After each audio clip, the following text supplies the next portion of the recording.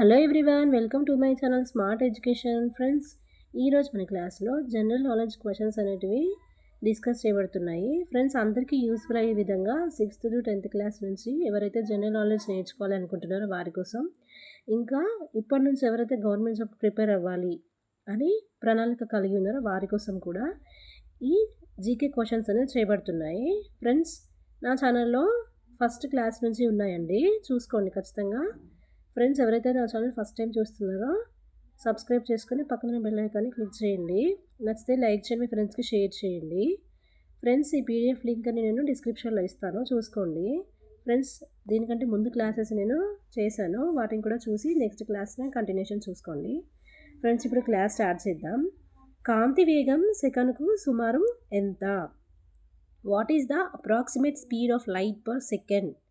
Options: ఏ 3 lakhs, B 1,50,000 km, C 2 lakhs km, D 1 lakh km.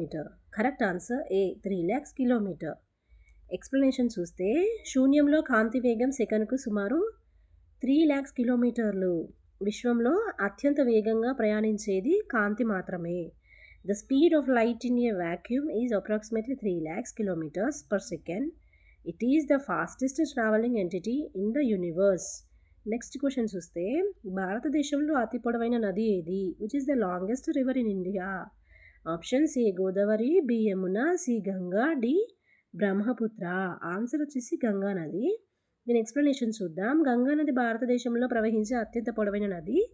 దీని పొడవు సుమారు 2525 kilometres. ఇది హిమాలయాల్లో జన్మిస్తుంది. The Gangas is the longest river flowing in India. Its length is about 2,525 kilometers. It originates in the Himalayas.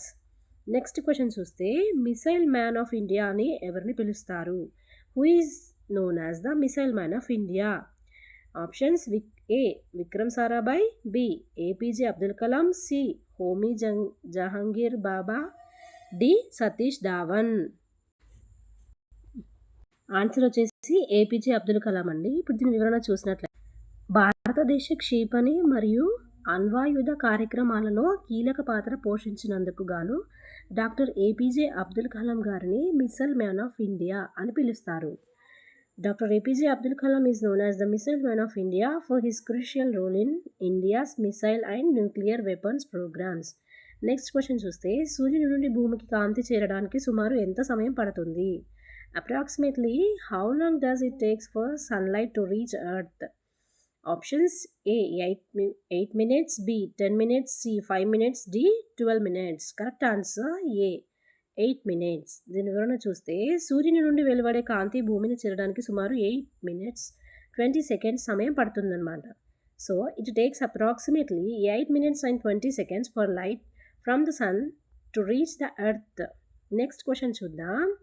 ఆగ్రాలోని తాజ్మహల్ను ఎవరు నిర్మించారు? Who built the Taj Mahal in Agra?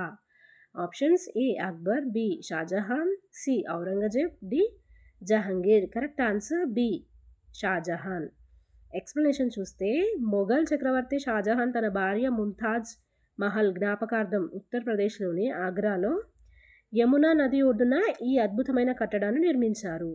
Mughal emperor Shah Jahan built this magnificent monument on the bank of the Yamuna river in Agra in memory of his wife Mumtaz Mahal. Next question చూస్తే, భూమికి ఉన్న ఏకైక సహజ ఉపగ్రహం ఏది? Which is the only natural satellite of the earth? Options: A అంగారకుడు, B శుక్రుడు, C సూర్యుడు, డి చంద్రుడు. కరెక్ట్ ఆన్సర్ డి చంద్రుడు. దీని వివరణ చూస్తే, భూమికి ఉన్న ఒకే ఒక సహజ ఉపగ్రహం చంద్రుడు. ఇది భూమి చుట్టూ తిరగడానికి సుమారు 27.3 రోజుల సమయం తీసుకుంటుంది.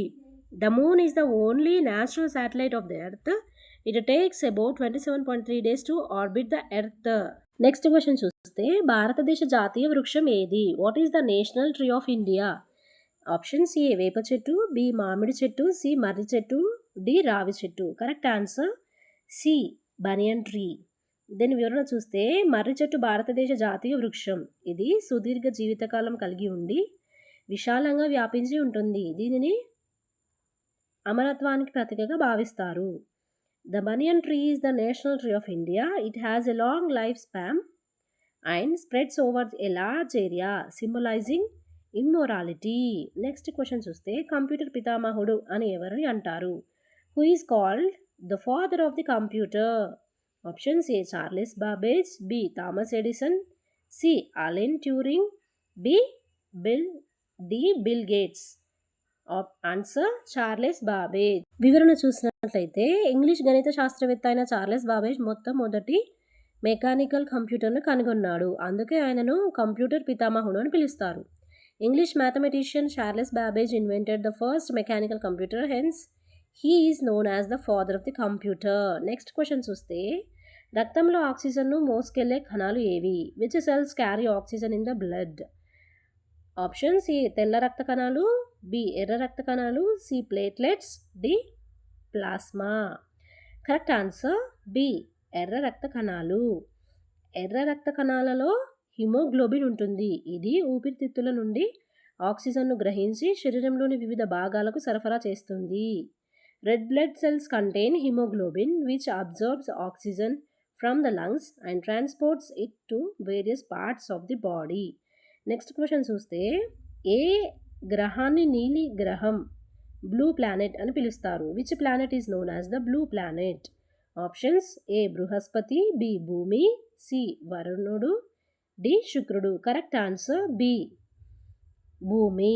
భూమి ఉపరితలంలో సుమారు 71% నీటితో నిండి ఉంటుంది. అంతరిక్షం నుండి చూసినప్పుడు నీటి వనరుల కారణంగా ఇది నీలం రంగులో కనిపిస్తుంది. About 71% of the Earth's surface is covered with water. It appears blue from space due to these water bodies, earning it the name blue planet. Friends, ఇలాంటి డైలీ అప్డేట్స్ కోసం నా ఛానల్ సబ్స్క్రైబ్ చేసుకొని పక్కన బెల్ ఐకాన్ని click చేయండి. Thank you friends, thank you for watching this video.